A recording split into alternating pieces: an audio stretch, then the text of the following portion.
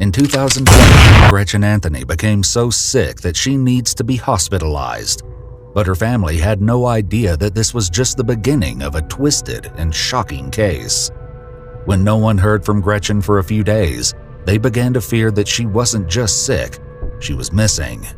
While investigators began the daunting task of untangling a convoluted web of lies, they never could have expected that the final clue to what actually happened would eventually come from Gretchen herself. In March 2020, 51-year-old Gretchen and her 43-year-old husband, David Anthony, were facing turbulent times. After David lost his job in February, he needed a distraction. Dreaming of distant beaches, David mapped out a solo trip, then packed up his truck. Soon he hit the road, leaving their home in Jupiter and started a long drive from Florida to California, while Gretchen stayed behind and worked. Things started to go south on the weekend of March 21, 2020, when Gretchen told her friends and family she was feeling ill. Over the next few days, things only got worse. According to her messages, she sought medical treatment at a local emergency room and was transported an hour away to a specialized CDC facility in Belle Glade, Florida, after testing positive for COVID. Then her messages stopped completely. Her radio silence for 3 to 4 days left her family feeling worried, and after several unsuccessful attempts to locate her, they called the police for help. When authorities learned of David's travel plans, they knew they had to catch up with him. Of all people, he seemed most likely to offer clues as to Gretchen's whereabouts, and for all they know, she might have been along for the ride. A week after Gretchen first fell ill, David made it to Las Cruces, New Mexico. There were red and blue lights in his rearview mirror as officers initiated a traffic stop. David is given minimal information from officers as he's handcuffed and detained. Bewildered, David complies as authorities ask him for photos. Once the detective arrives, he takes David aside to explain what's happening and records the conversation. According to David, he last saw Gretchen last Saturday, the 21st of March, the same day she later started to feel sick. But according to David, things were also a bit off back at home. Recently, their marriage had taken a turn for the worse. According to David, he and Gretchen had recently separated, and court documents suggest the same, revealing that Gretchen filed for divorce exactly 1 month prior. Even so, things seemed mostly amicable between the two. After a quick glance in his vehicle, authorities can see Gretchen didn't tag along, so they're hopeful David can at least help shed light on her whereabouts. Unfortunately, David can't offer any more details than her family, but he does leave officers with one last thing. In light of her disappearance, something Gretchen mentioned in their last conversation is now leaving him feeling very unsettled. Like David, Gretchen's friends and family have a gnawing suspicion that something may not be right, something that goes beyond just her health. Lately, her texts seem strange, with a shift in her communication patterns. Gretchen also sent her daughter Ava messages about limiting her cell phone use. Others received texts that she was in and out of consciousness, and doctors were considering a medically induced coma after she experienced partial lung failure. And yet, even when she said she required a ventilator to breathe, she was still able to send texts. Were these strange messages coming from someone else? Were the messages intentional red herrings from Gretchen herself? Only time would tell. It wasn't long before her ex-husband Jeff stopped buying the story altogether, but it was no secret that Gretchen has been under tremendous pressure lately. Between the divorce with David and other personal issues, it seemed possible that Gretchen just snapped. This prompts police to extend their search to both Gretchen and David's property. Unfortunately for David, after speaking with the detective, the New Mexico authorities execute a search warrant for David's truck and phone. Because he answered all of their questions and there's no evidence that he has any idea where Gretchen might be, the authorities let him go. However, he's now on foot without access to his vehicle, which has been taken into custody, leaving him stranded in the streets of Las Cruces, New Mexico with his husky, Kobe. With David released, authorities continue looking for Gretchen. As there was no sign of her with David, they turn back to Florida. There they gain access to her home to perform a welfare check. But as soon as they get to the garage, what they find, which will soon be revealed, suggests something darker may be at play. In the meantime, they obtain a search warrant, moving carefully from room to room as they comb for clues in this strange case. Right off the bat, a few things stand out as potentially strange. They find a fallen picture frame in Gretchen's upstairs hallway and shattered glass in her bedroom. But some of the most valuable evidence authorities would find, evidence that would spell out Gretchen's recent activity, wasn't physical at all. Instead, it was waiting for them in her cloud storage. By now, it's clear that Gretchen has turned off her phone location completely. Although she was an active user of the Life 360 location app, she was no longer available to her contacts, including her daughter. Looking for answers, police turned to her neighbors and began knocking on doors. What they found out only increased their suspicions. When Gretchen's sister spoke with another neighbor, she immediately relayed what she'd learned to the police, something that might explain the unusual stain in Gretchen's driveway. Though he'd been released in Las Cruces, a Florida detective catches up with David over the phone. He drops a shocking new revelation, explaining that all the inconsistencies in this case are not what they seem, and in addition to her ongoing struggle with COVID, Gretchen was dealing with something far more sinister. According to David, Gretchen has never actually been missing.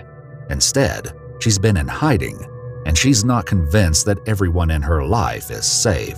With David still on foot in New Mexico, authorities hope he hasn't gotten far. After 3 days, they catch a lucky break. He's spotted outside a local gas station in Las Cruces. This time, the circumstances surrounding his questioning are very different. The same Florida detective David spoke with on the phone arrives in New Mexico to speak with him directly and to deliver shocking news. Once in custody, authorities explain the situation. But David doesn't stray from what he told the detective over the phone. Detectives don't want to reveal all their cards just yet, but they're about to share a disturbing story that they stumbled upon by pure chance. In a stroke of luck, police uncovered a shocking piece of evidence as they canvassed Gretchen's neighborhood. A woman approached them, unprompted, with a chilling recollection. As the witness walks the officer around the back alley to point out where these screams came from, she adds one more chilling detail. And as police would later learn, this split-second decision may have changed everything. Back with David, investigators begin attempting to unravel the disturbing story. According to a recorded tip called in by another neighbor, all of these strange pieces of evidence may be adding up to an alarming truth. On the call, the man explains to an officer that his security camera picked up something strange in the neighborhood around 5:45 a.m. last Saturday, the day that Gretchen supposedly went missing. And this wasn't the only sighting of a black pickup in Gretchen's neighborhood on the morning she seemed to vanish. The woman who heard screaming noises near Gretchen's home also noticed a pickup truck parked outside her house, and she took photos. The truck appeared to be David's, which meant that he may actually be one of the last people to see Gretchen before her disappearance. While this doesn't prove anything, it certainly raises red flags. But when the detectives confront David with this possibility, he drops hints that something far more sinister is at play. Instead, David leaves detectives with a strange comment to untangle. At this very moment, police aren't buying David's story. They know much more than they're letting on, and in due time, they'll reveal it to David. They're hopeful that when they finally reveal the shocking evidence they've been collecting behind the scenes, evidence straight from Gretchen's mouth, that the truth will finally come out. For now, David's story takes a drastic turn. Before authorities tracked David down, they tried to find Gretchen's phone, and as long as it stayed on, their efforts worked. On a recorded call, the police discuss their findings, and it doesn't take long before the reality of this situation begins to sink in. Nothing they've been told so far can be taken as fact. Instead of turning up at a local hospital where Gretchen was allegedly seeking help, her phone pinged at a location over 8 hours away.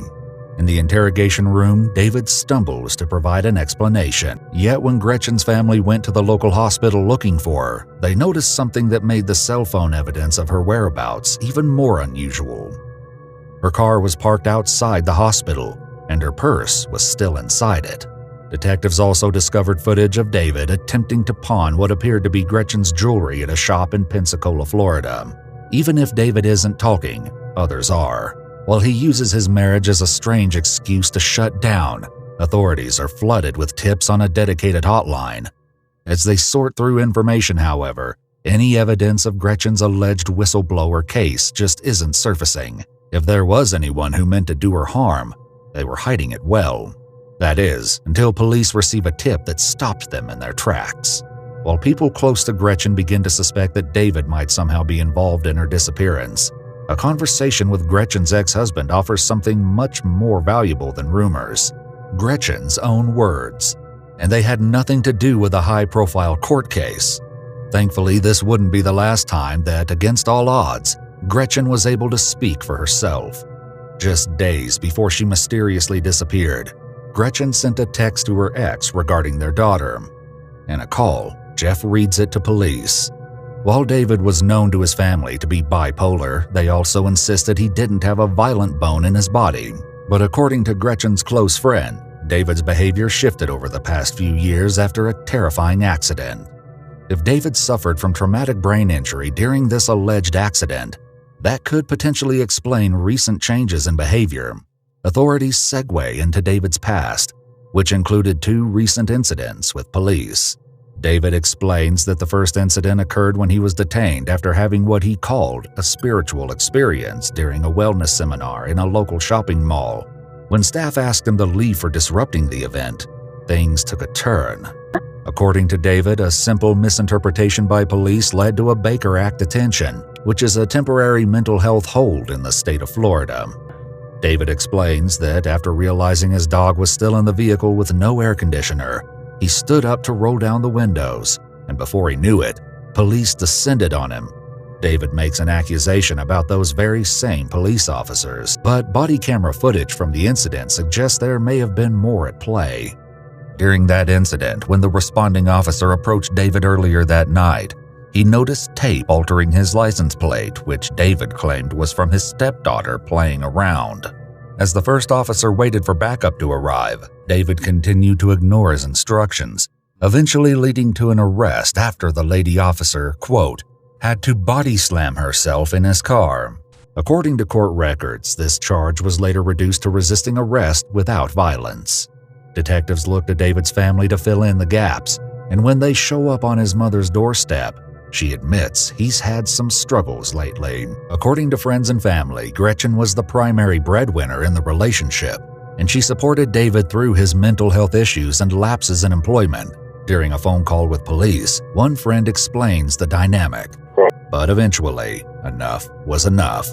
And it seems that David had come up with a plan recently that Gretchen wasn't quite on board with. Gretchen's friend explains the plan. But once authorities saw what was on the video footage at Gretchen's home, it confirmed all fears that something truly terrible had happened. But this wouldn't be the last time that police uncovered horrifying secrets in Gretchen's home.